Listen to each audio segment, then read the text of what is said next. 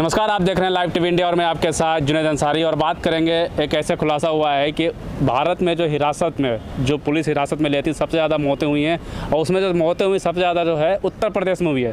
501 मौतें। तो पंकज श्रीवास्तव हमारे साथ हैं, इनसे बात करेंगे कि ये क्या कहना चाहते हैं। पंकज भाई, पहले तो बहुत बहुत स्वागत है आपका चैनल में। पंकज भाई, हिरासत में मौतें लगातार बढ़ रही हैं। देखिए, हिरासत में जो मौतें होती है वो मौतें सरकार और पुलिस के द्वारा मिली भगत तरीके से होती है।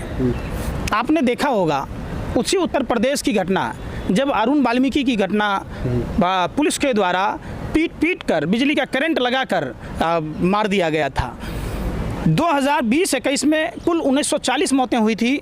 2021-22 में 2544 मौतें हुई, जिसमें सिर्फ अकेला 501 मौतें उत्तर प्रदेश से हुई हैं। और उत्तर प्रदेश में हंसी इस बात का आता है और अफसोस इस बात का होता है कि वो लोग सत्ता में बैठे हैं जो लोग धर्म की बात कहते हैं, धार्मिक दृष्टिकोण रखते हैं। तो हम ये समझते हैं कि निश्चित तौर पर ये लोग रावण, कौरव और कंस के लोग हैं। और राम और कृष्ण के लोग होते तो न्यायिक हिरासत में इस तरीके की मौतें नहीं होती। हमने रामायण में आपने भी देखा होगा, प्रभु श्री राम से कोई भी आदमी सवाल पूछता था और आम जनता के सवाल पर प्रभु श्री राम जवाब देते थे, प्रभु श्री राम अमल में लाते थे। उसी प्रक्रिया के दौरान जब अवध का जो अयोध्या का एक जनता था उसने पूछा और प्रभु श्री राम ने अपनी गर्भवती पत्नी यानी माँ सीता का परित्याग किया। तो ये होता है राम राज की परिकल्पना। राम राज का मतलब ये नहीं होता है, ये तो रावण राज है कि जहां पुलिस हिरासत में जिनकी पहुंच सरकार तक नहीं होती है, सरकार के लोग ही पुलिसिया दमन कराते हैं और पुलिस बेवजह वैसे लोगों को सबूत और साक्ष्य मिटाने के लिए मौत में तब्दील कर देती है। कई केस देखा गया, कासगंज का केस हो जो पानी के टंकी से लटका के मार दिया गया। वही बात कह रहा हूँ कि आपने कासगंज में देखा होगा, जैकेट के ऊपर में जो नारा होता है उस नारे में अगर 5 किलो का वजन ला दोगे तो नारा टूट जाए। उसमें 25-30 किलो का बच्चा कैसे फांसी के फंदे में लटक सकता है। तो यह निश्चित तौर पर चिंता का विषय है और हम समझते हैं कि देश में मानवाधिकार आयोग जो है वो भाजपा के हाथों में कठपुतली बना हुआ है, सोया पड़ा है। देश में मानवाधिकार का हनन हो रहा है और मानवाधिकार आयोग को चाहिए कि संज्ञान ले और खुद प्रधानमंत्री इस पर संज्ञान लेते तो बेहतर होता। क्योंकि जो लोग राम और कृष्ण का बात करते हैं उनके राज्य में अगर इस तरीके की घटना होती है तो बेहद दुर्भाग्यपूर्ण है। राम राज्य की बात करते हैं और राम राज्य में कानून की कोई व्यवस्था नहीं। कोर्ट को भी सोचना चाहिए, संज्ञान लेना चाहिए कोर्ट को भी कि अपराधी जो है, अगर अपराधी या आरोपी उससे पहले ही मौत हो जा रही है कोर्ट तक पहुंचने से पहले ही। ऐसे बुलडोजर में चलाते हैं। आम आदमी के लिए न्यायिक प्रक्रिया रहा ही नहीं। भले ही हमारा देश आज़ादी का 75वां महोत्सव बना रहा है, एक आम आदमी थाने में चाहे देश के किसी भी कोने में आप चले जाइए FIR तक दर्ज नहीं करा सकता।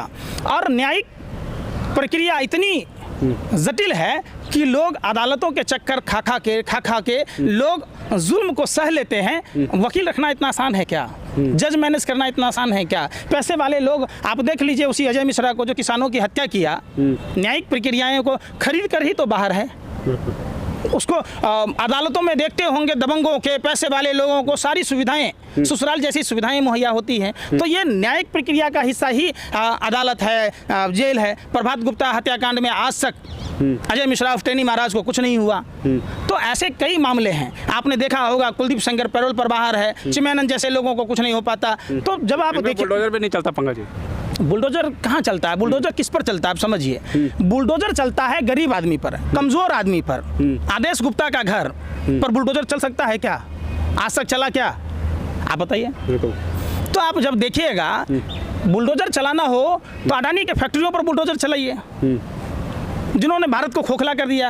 आप बुलडोजर चलाना है तो DFL के जो बधवा ग्रुप है, बधवा ग्रुप के सारे डायरेक्टरों पर चलाइए, जिन्होंने बैंकों से धोखाधड़ी की है। कभी आपने देखा है कि विजय माल्या के घर पर, नीरव मोदी के घर पर बुलडोजर चला है? नहीं। क्यों नहीं चलता है? ये लोग तो देश के लुटेरे हैं। जिन उसके मालिक के जाइए, जिन उस पर बुलडोजर चलवा दीजिए, हिम्मत है तो किसी को। ये सब बुलडोजर एक माइंड सेट किया गया है मुसलमान के बहाने, लेकिन इसमें निर्दोष हिंदुओं के ऊपर भी जो प्रताड़नाएं हुई हैं, मुसलमान पर तो हो ही रहा है देश में। उनका सिर्फ कसूर ये है कि वो मुसलमान है, लेकिन हिंदू भी इससे छूते नहीं हैं। तो हिंदुओं का खतरा, राम राज्य में हिंदुओं का खतरा, हिंदुत्व की सरकार है, हिंदू हृदय सम्राट की सरकार है, यूपी में भी और दिल्ली में भी। बहन मनीषा के साथ क्या हुआ? उनके घर के जो दरिंदे थे उनके घरों पर बुलडोजर चला क्या? नहीं। तो कौन थे वो, हिंदू थे कि मुसलमान थे? हिंदू ही थे। फिर बिल्कुल। आप बताइए ना, उत्तर प्रदेश में जितनी घटनाएं होती है, किसी के घर पर देखे बुलडोजर चलते हुए, वो सिर्फ और सिर्फ राजनीतिक प्रतिशोध की भावना से, और चूंकि वो मुसलमान है तो बुलडोजर चला देते हैं। चलाइए बुलडोजर, अगर चलाना है तो अजय मिश्रा के घर पर बुलडोजर चला दीजिए, क्यों नहीं चला रहे आप? बिल्कुल पंकज, एक दूसरी खबर उत्तर प्रदेश से ही है कि एक स्कूल है, सरकारी स्कूल, कायाकल्प की बात करते हैं। पता जब योगी आदित्यनाथ जब है मुख्यमंत्री, जब आते हैं प्रचार करते हैं तो कहते हैं स्कूलों का कायाकल्प हुआ, लेकिन अब बारिश में पूरी तरह से पूरा पानी भर गया, नदी गंगा बन गया वो तो। देखिए, मथुरा लगभग हम उत्तर प्रदेश चुनाव से पहले पूरा भ्रमण किया था, नौझील का इलाका, परसौली 84 कोस परिक्रमा, तो वहाँ तो स्कूल नाम की चीज़ ही नहीं है। वहाँ की सड़कों आप जो देखिएगा तो वहाँ सुअर लौट रहा होता है सड़कों पर, इतने बड़े बड़े गड्ढे हैं। इन्होंने तो ओमपुरी के गाल से भी बदतर सड़कों की स्थिति बना दी। वहाँ के स्कूल में अभी हमने भी वो वीडियो देखी थी, स्कूल में टीचर जो है कुर्सी पर चढ़ के पढ़ा रहा है। तो शर्म आनी चाहिए ऐसे लोगों को, शर्म आनी चाहिए जो लोग सत्ता के लिए सिर्फ नफरत की बात कहते हैं। सबसे पहली प्राथमिकता शिक्षा की होनी चाहिए, स्वास्थ्य की होनी चाहिए, लेकिन भाजपा नेता तो चूंकि बेशर्म है, इन्हें शर्म ही नहीं आता है। अब ठेले पर खींच के पेशेंट को ले जाओ, चाहे अस्पतालों में कफन ना मिले। आपने देखा होगा हिंदू धर्म के विपरीत गंगा में वो तैरती लाशें चीख रही थी, चिल्ला रही थी। अंतिम क्रिया 16 संस्कारों में से एक क्रिया था, उस क्रिया को संपादित करने में उत्तर प्रदेश सरकार नाकाम रही। हिंदुओं को अंतिम संस्कार नहीं करने दिया गया, और तो और अब तो केंद्र सरकार अंतिम क्रिया की सामग्रियों पर जीएसटी लगा दी है। अब तो और कठिन कर दिया है, खाने पर भी लगा दी है। मथुरा में सांसद भी हेमा मालिनी है, कहीं गेहूँ भी काटती हो तो। हेमा मालिनी से क्या कहिएगा, बसंती नाच रही है इनके सामने। गब्बर सिंह का डायलॉग आपको पता ही होगा। अब बसंती को चाहिए कि बसंती इनके सामने ना नाचें, बसंती को चाहिए विरोध करें। वहाँ से सांसद हैं, पूछिए ना बसंती से कि बसंती जी आप परसौली के 84 कोस परिक्रमा की स्थिति देखिए, वहाँ की सड़कों की स्थिति देखिए, वहाँ के जब इलाके में घूमिएगा तो वहाँ स्वास्थ्य केंद्र नहीं है। और नौझील का इलाका देख लीजिए, 12 किलोमीटर लंबी सड़क, मजाल है जो आप सड़क पार कर जाते।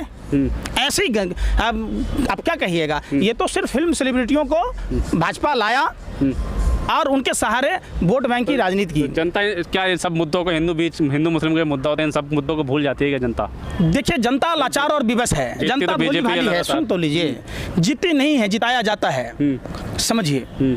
सारा खेल पैसे का है, सारा खेल चुनाव आयोग का है, सारा खेल आप जब देखिएगा मध्य प्रदेश के भी चुनाव में जिनको सर्टिफिकेट दे दिए गए थे, उनके सर्टिफिकेट वापस फिर डीएम ले रहा है। आपको उत्तर प्रदेश में भी ऐसे कई मिलेंगे। बिहार में भी आपने देखा था कि चुनाव आयोग ने 119 लोगों को विजेता घोषित किया था, बाद में 109 लोगों को सर्टिफिकेट दिया गया।